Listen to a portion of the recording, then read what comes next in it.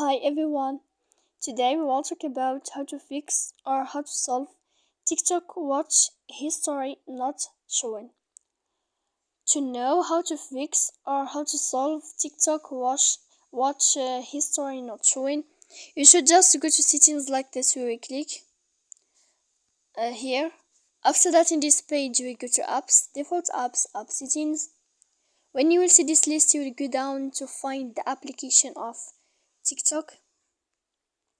Then in this page, you will go to click first stop.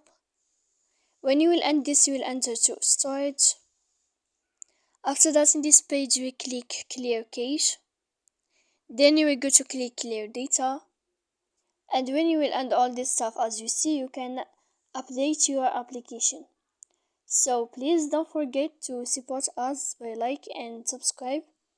See you next time in another video.